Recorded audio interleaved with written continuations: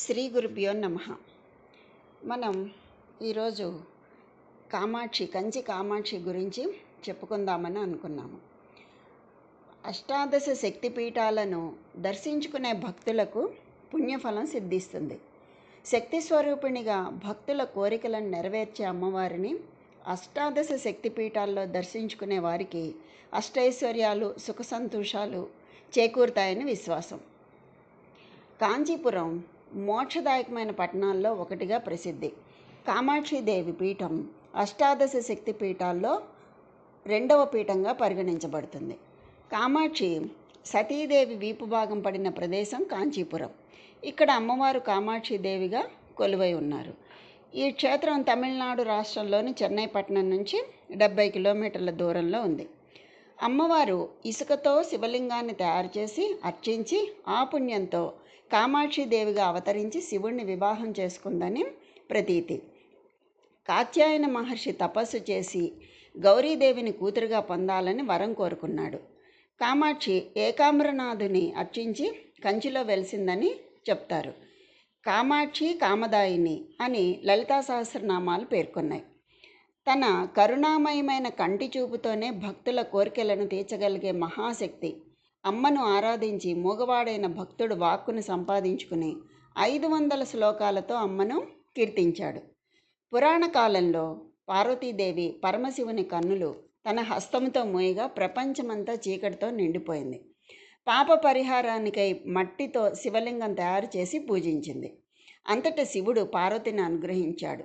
ఆనాటి నుంచి కాంచీపురంలో ఫాల్గుణ మాసంలో పార్వతీదేవి కళ్యాణం అత్యంత వైభవంగా జరుపుతుంటారు. కాంచీ క్షేత్రాన్ని సత్యవ్రత క్షేత్రమని, భాస్కర క్షేత్రమని, తేజస క్షేత్రమని, శివశక్తి క్షేత్రమని, శక్తి క్షేత్రమని పేర్కొంటారు. క్షేత్రంలో వెలిసినటువంటి శైవ, వైష్ణవ, జైన, బౌద్ధ దేవాలయాలు భారతీయ కళా సంస్కృతికి ప్రతీకలుగా నిలిచాయి. శ్రీ కామాక్షి దేవాలయం నందు అమ్మవారి గర్భాలయానికి వెనుక భాగంలో ఆదిశంకరాచార్యుల ప్రతిమను ప్రతిష్ఠించబడింది. ఈ ఆదిశంకరాచార్యులు కాంచీపురం నందు శంకర మఠాన్ని క్రీస్తుపూర్వం 482 సంవత్సరంలో స్థాపించారు. ఆచార్యుల వారు తొలి పీఠాధిపతి. ఆదిశంకరాచార్యుల వారు దీనికి తొలి పీఠాధిపతి. భారతీయ ధార్మిక జీవనంలో అవ్యవస్థ నెలకొన్నప్పుడు, అజ్ఞానం ముసురుకొన్నప్పుడు, ఆచారకాండల పేరిట ఆర్భాటాలు తోడైనప్పుడు శ్రీ ఆదిశంకరాచార్య భగవత్పాదులు ఉదయించారు. కంచిలోని శక్తిపీఠాన్ని నాభిస్థాన శక్తిపీఠం అంటారు. పార్వతీదేవి కంచి పట్టణంలో కామాక్షిగా పూజలు జరుపుకుంటున్న దేవాలయం ఇది చాలా ప్రసిద్ధమైంది. ఆదిశంకరాచార్యులు ఇక్కడ పూజలు జరిపారు. అమ్మవారు యోగముద్రలో పద్మాసనంపై ఆసీనురాలై అద్భుతంగా ఉంటుంది. అమ్మవారి క్రింద హస్తాల్లో చెరుకుగడ, తామర పుష్పం, చిలుక, పై హస్తాలలో పాశాన్ని, అంకుశాన్ని ధరించి ఉంటారు.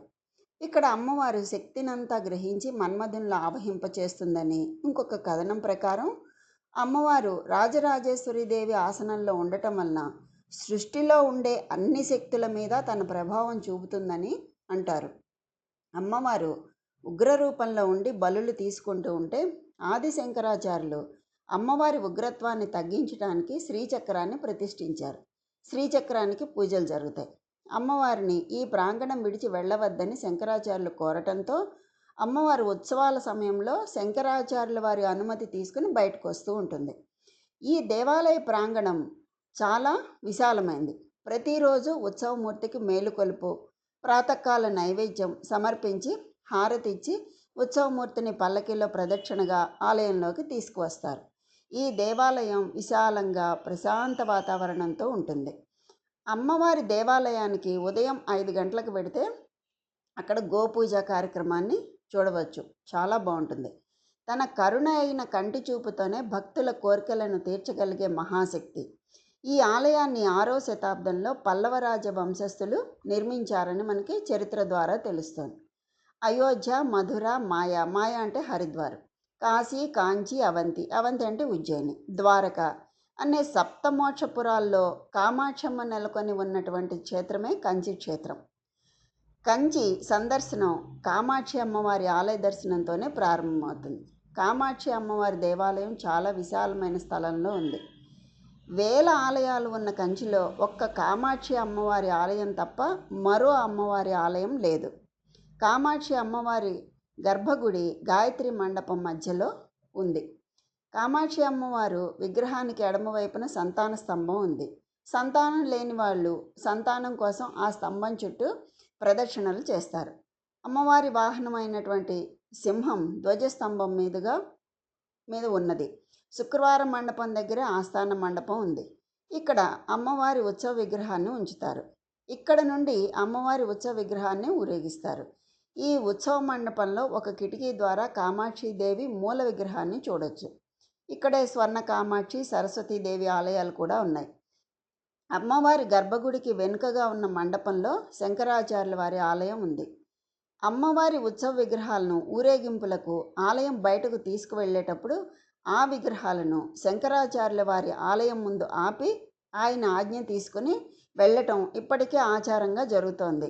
అప్పుడు ఆయన మాట తీసుకుంటాడు కదా అమ్మ దగ్గర, అలాగా అప్పటి నుంచి ఇప్పటికీ అలాగే జరుగుతోంది. ఆయన అనుమతితోనే ఆవిడ బయటకు వస్తుంది. కామాక్షి అమ్మవారి గర్భగుడికి సమీపంలోనే అరూపలక్ష్మి విగ్రహం ఉంది. ఒకరోజు మహాలక్ష్మి తన పతి అయినటువంటి విష్ణువు రంగును గురించి అవహేళన చేసిందిట. అందుకు ఆయన ఆగ్రహించి లక్ష్మీదేవిని కురూపువి కమ్మని శపిస్తాడు. ఆ శాపంతో లక్ష్మీదేవి అరూపలక్ష్మి అయింది, అంటే కురూపు అన్నమాట. తన తొందరపాటు మాటలకు పశ్చాత్తాపాన్ని వెలిబుచ్చి శాప విముక్తి మార్గాన్ని చూపించమని లక్ష్మీదేవి విష్ణువుని కోరుతుంది. అప్పుడు మహావిష్ణువు కంచి కామాక్షి అమ్మను పూజించమని చెప్తాడు. కామాక్షి అమ్మవారిని పూజించి లక్ష్మీదేవి తిరిగి మళ్ళీ తన సౌందర్యాన్ని పొందిందట. కామాక్షిదేవి ఆలయ ప్రాంగణంలో వినాయక, అన్నపూర్ణ, కాశీ విశ్వేశ్వర, మహిషాసురమర్దిని, సుబ్రహ్మణ్య స్వామి విగ్రహాలు కూడా ఉన్నాయి. ఈ దేవాలయాల్లోని పద్ధతులు, ఆచార వ్యవహారాలు అన్నీ దూర్వాస మహర్షి నిర్ణయించినవేనని పురోహితులు చెప్తారు. ఇప్పటికీ ఆ పద్ధతిలోనే అక్కడ పూజా పద్ధతులు, వ్యవహారాలు నడుస్తూ ఉంటాయి. శుక్రవారం మండపం మెట్ల దగ్గర దుర్వాస మహాముని విగ్రహం ఉంది. ఆ పక్కనే దత్తాత్రేయుడు తల్లి, తండ్రి అయినటువంటి అత్రి, అనసూయ విగ్రహాలు కూడా ఉన్నాయి. కా అంటే లక్ష్మి, మా అంటే సరస్వతి, అక్షి అంటే కన్ను. కామాక్షిదేవి అంటే లక్ష్మీదేవి సరస్వతీదేవిని కన్నులుగా కలది అని అర్థం. కంచి అంటే మొలనూలు, వడ్డాణం అని అర్థం. ఆ ఆలయంలో నిద్రిస్తే మనకి ఏమైనా సమస్యలు ఉన్నా కూడా తీరిపోతాయట. తమిళనాడు రాష్ట్రంలో కాంచీపురం ఆలయాల నగరంగా ప్రసిద్ధికెక్కింది. పుష్పేషు మల్లి, పురుషేషు విష్ణు, నారీషు రంభ, నగరేషు కంచి అని మహాకవి కాళిదాసు వర్ణించారు. అంటే పువ్వులలో అత్యున్నతమైనది మల్లెపువ్వు, పురుషులలో ఉత్తమోత్తముడు శ్రీ మహావిష్ణువు, స్త్రీలలో అందమైన వనిత రంభ అని, నగరాల్లో మహోన్నతమైనది కాంచీపురము అని చెప్పి దీనికి అర్థం అన్నమాట.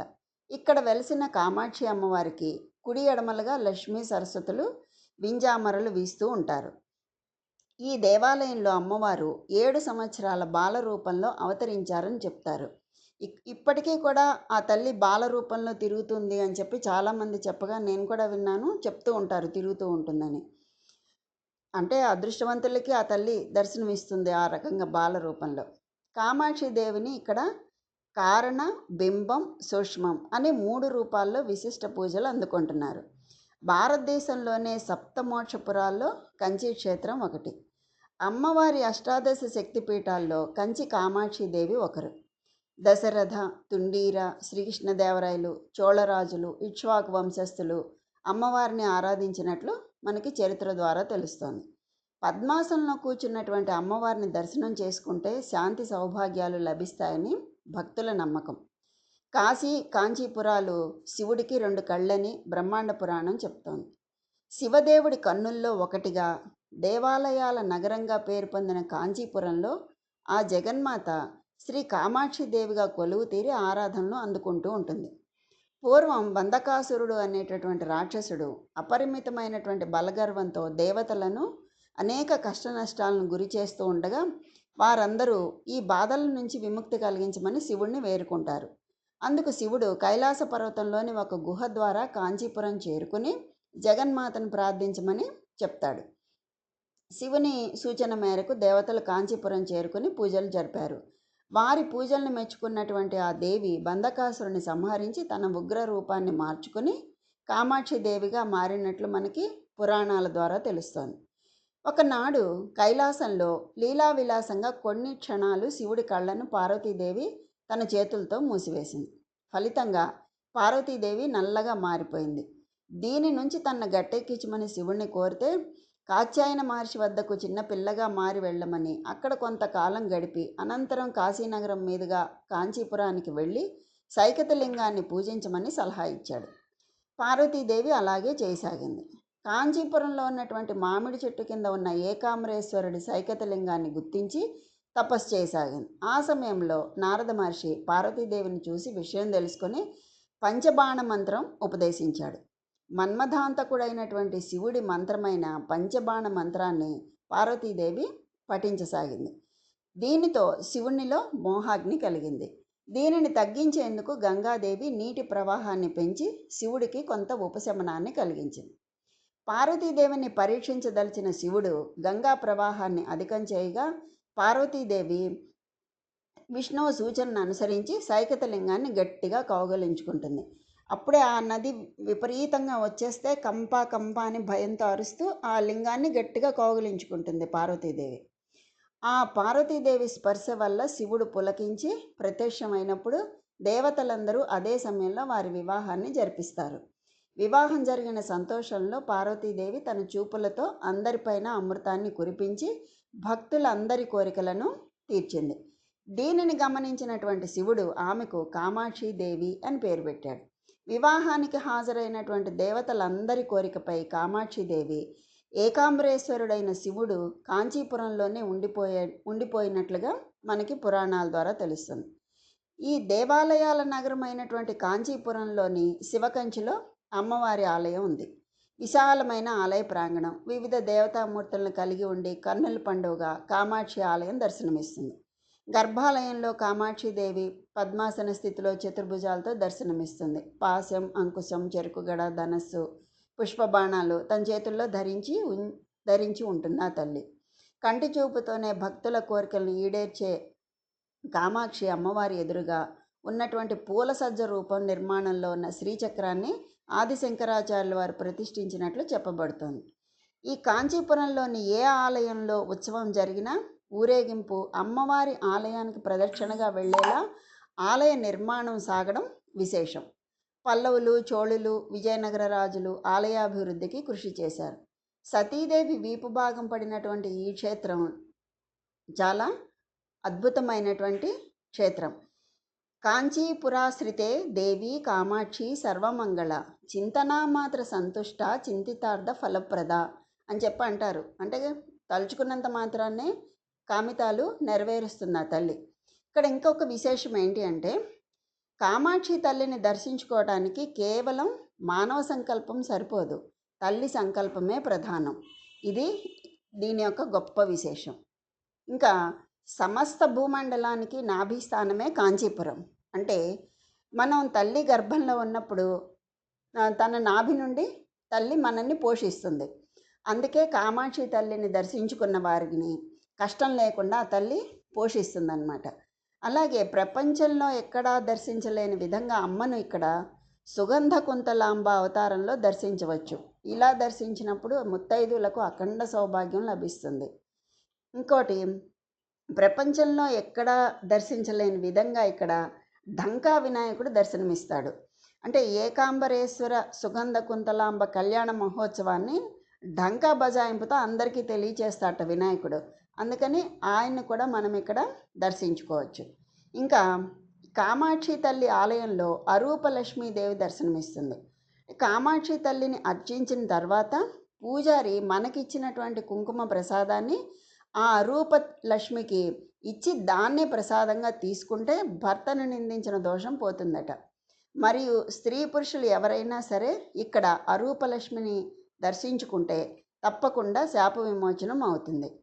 ఇంకోటి ఏంటంటే కాత్యాయనీదేవి పరమేశ్వరుని భర్తగా పొందడానికి తపస్సు చేసినటువంటి క్షేత్రం కాంచీపురం.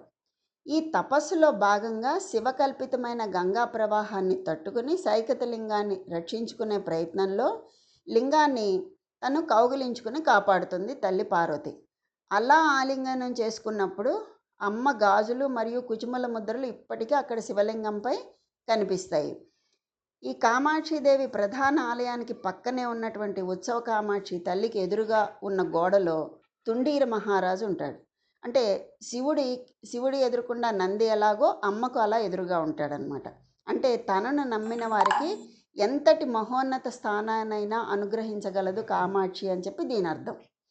అమ్మ ధ్యానంలో శోకాపహంత్రి సతాం అనే దివ్య వాక్కును గురించి వర్ణించారు. ఎవరైతే సతతం మనశ్శుద్ధితో అమ్మను ధ్యానించే సత్పురుషులు ఉంటారో అలాంటి వారి దుఃఖాన్ని పోగొట్టడానికి తల్లి ఎప్పుడూ సిద్ధంగా ఉంటుంది. తన యొక్క కరుణను కురిపించి ఆదుకుంటుంది. భుజం తట్టి నేనున్నానని ధైర్యం చెప్తుంది. శివనేత్రిని మీల్యైవ ధృతా కాత్యాయని వపుః గంగాప్లావ సముద్విగ్న సైకతం లింగమాసిత భక్తానామిష్టదానిత్యం కామాక్షి కాంచికాపురే ఏకామ్రనాద గృహిణి శుభం కుర్యాన్ మహేశ్వరి అన్నారు మనకి అష్టాదశ స్తుతిలో. అంటే ఒక కంటిలో లక్ష్మీదేవి అనుగ్రహాన్ని తన దృష్టి ప్రసారం చేత అనుగ్రహించగలిగిన తల్లి. కేవలం ఆవిడ చూపు పడితే చాలు సరస్వతీ కటాక్షం కావాలనుకున్న వాళ్లకు సరస్వతీ కటాక్షం, లక్ష్మీ కటాక్షం కావాలనుకున్న వాళ్లకు లక్ష్మీ కటాక్షం లభిస్తుంది. అయితే ఇక్కడ మనం ఒకటి గమనించుకోవాలి. ఏంటంటే రెండు కళ్ళు తిప్పి చూస్తున్నప్పుడు ఏ వస్తువుని చూస్తున్నామో ఆ వస్తువుని రెండు కళ్ళతో చూస్తాం తప్ప ఒక కంటితో చూసి ఒక కన్ను మూసివేయడం, ఒక కంటితో చూడకపోవడం అన్నది ఉండదు కదా. అంటే రెండు కళ్ళు కలిసే చూస్తాయి. అంటే ఎవరు కామాక్షి అనుగ్రహానికి పాత్రులవుతారో వాళ్ళు సరస్వతీ లక్ష్మల కటాక్షానికి పాత్రులవుతారు. లక్ష్మీ కటాక్షం అన్న మాటని ఇక్కడ మనం జాగ్రత్తగా అర్థం చేసుకోవాలి. లక్ష్మీ కటాక్షం అంటే విపరీతమైన ఐశ్వర్యం అని కాదు అర్థం. లక్ష్మి అంటే గుర్తించబడటానికి వీలుగా ఉంటాడు అని. దేని చేత అంటే ఆయనకు ఉండవలసిన ఐశ్వర్యం ఏమిటి అంటే ఆ వేళకు తినవలసిన పదార్థాన్ని అమ్మవారు ఎటువంటి లోటు రానివ్వకుండా దాన్ని సమకూర్చడం. ఆ సమయానికి కావలసిన అన్నం ఆ సమయానికి అందుతుంది. ఏ సమయానికి కావలసిన సౌకర్యం ఆ సమయానికి అందుతుంది. అదే లక్ష్మీ కటాక్షం. లక్ష్మీ కటాక్షం అంటే విపరీతంగా డబ్బు వచ్చి పడటం అది కాదనమాట. మనకి చక్కగా తినడానికి అన్నం, కట్టుకోవడానికి బట్టలు, ఏదైనా ఎక్కడికైనా వెళ్ళాలి అనుకున్నప్పుడు తగిన సౌకర్యాలు ఇవన్నీ కూడా మనకి సమకూరడం, సమయానుకూలంగా సమకూరడం ఇవన్నీ కూడా లక్ష్మీ కటాక్షంతో సమానం అన్నమాట. అలాగే సరస్వతీ కటాక్షం కావాలనుకున్న వాళ్ళకు సరస్వతీ కటాక్షం కలుగుతుంది. మనకి జగద్గురువులు శ్రీ శ్రీ శ్రీ ఆదిశంకర భగవత్పాదాచార్యుల వారు ఆయన దిగ్విజయ యాత్రను పూర్తి చేసిన తర్వాత ఈ మోక్షపురి అయిన కాంచీపురంలో సర్వజ్ఞ పీఠం స్థాపించారు.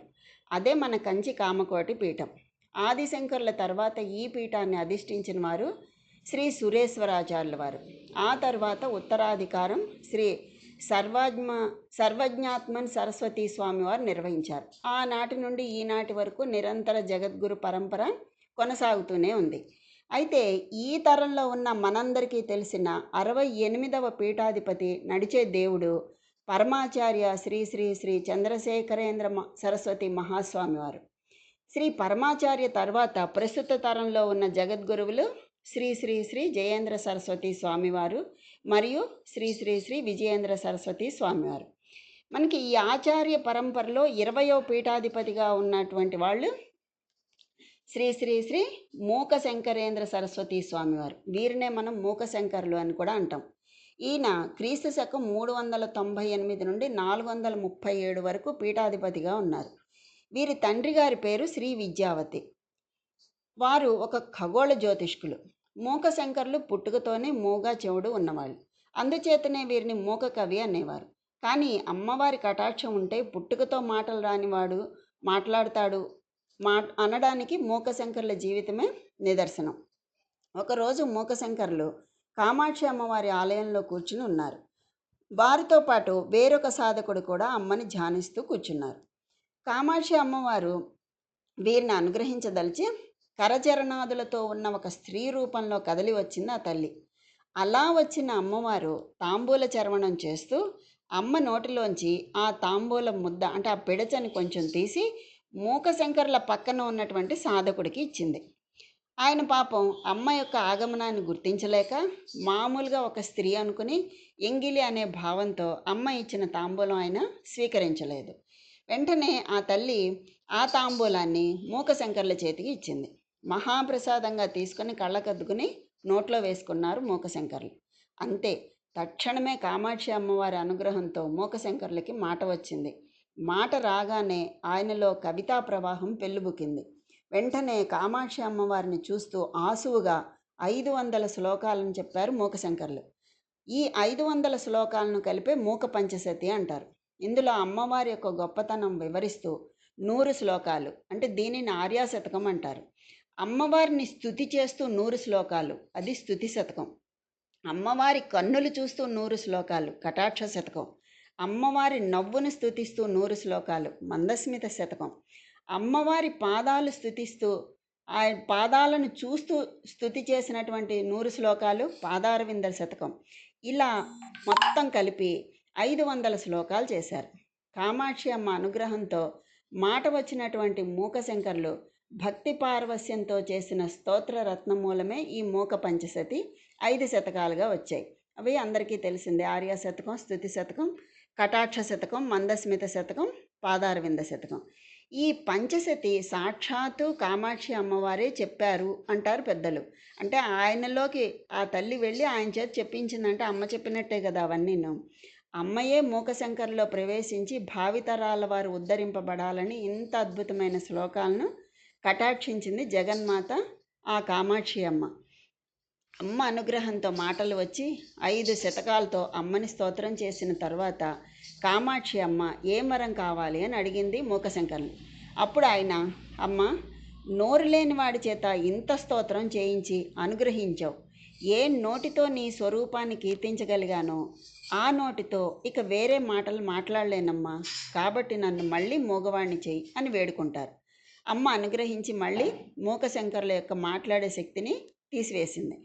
ఆ విషయం తెలుసుకున్నటువంటి అప్పటి కామకోటి పీఠాధిపతి శ్రీ శ్రీ శ్రీ మార్తాండ విద్యా ఘనేంద్ర సరస్వతి స్వామివారు వీరి తల్లిదండ్రులకు కబురు పంపారు. ఈ పిల్లవాడికి పీఠం యొక్క ఉత్తరాధికారం ఇవ్వాలని ఉంది, మీరు అనుమతిస్తే సన్యాసం ఇస్తాను ఈ పిల్లవాడికి అని చెప్పి ఆయన అడుగుతారు. తల్లిదండ్రులు సంతోషంతో అంగీకరించడంతో వారు తర్వాత పీఠాధిపతి అయ్యారు. ఉజ్జయిని సామ్రాజ్యాన్ని పాలించినటువంటి విక్రమాదిత్యుడు, కాశ్మీర రాజు ప్రవరసేనుడు, మాతృగుప్తుడు మొదలగు వాళ్ళందరూ కూడా మూకశంకరాచార్యుల వారిని అనన్య భక్తితో సేవించారు. ఈ మూక పంచశతికి సమానమైన స్థాయిలో ఉండేది మళ్ళీ లీలాసుకుడు చేసినటువంటి శ్రీకృష్ణ కర్ణామృతం అని చెప్తారు పెద్దలు. ఈ విధంగా కామాక్షి అమ్మవారి సేవలో తరించినటువంటి మూకశంకర్లు శ్రీ ధాతునామ సంవత్సరంలో శ్రావణ పౌర్ణమి నాడు మన గోదావరి నదీ తీరంలోనే ముక్తిని పొంది కామాక్షి ఏకాంబరేశ్వరులలో ఐక్యమయ్యారు. అంతటి మహానుభావుడు, ప్రాతస్మరణీయుడు శ్రీ శ్రీ శ్రీ మూకశంకర్లు చేసినటువంటి ఈ మూక పంచశతి అందరూ చక్కగా ఇంట్లో ఎప్పుడైనా పుణ్యక్షేత్రాలకు వెళ్ళినప్పుడు చదువుకుంటే కామాక్షి అనుగ్రహం తప్పక పొందగలం. అలాగా ఈ ఆర్యా శతకంలో నుంచి ఒక మంచి పద్యం అన్నమాట. అది కనుక ఈ శ్లోకాన్ని చదువుకునే పిల్లల దగ్గర నుంచి మోక్షం పొందే పెద్దవాళ్ళ వరకు అందరికీ నోటికి వచ్చి ఉండాల్సి ఉన్నటువంటి గొప్ప శ్లోకము, అంత అద్భుతమైన శ్లోకము. అదేంటి అంటే, విమలపటి కమలకుటి పుస్తక రుద్రాక్షసస్తహస్తపుటి కామాక్షి పక్ష్మలాక్షి కలిత విపంచి విభాసి వైరించి. ఇది ఆర్యా శతకంలోని 92వ శ్లోకం అన్నమాట. ఇది కనుక అందరూ పిల్లల దగ్గర నుంచి పెద్దల వరకు అందరూ నోటికి వచ్చి ప్రతిరోజు చెప్పుకోవాల్సినటువంటి గొప్ప శ్లోకం అన్నమాట ఇది. కావున అందరూ కూడా ఆ కామాక్షి తల్లి యొక్క అనుగ్రహానికి పాత్రలు కాగలరని కోరుకుంటూ స్వస్తి.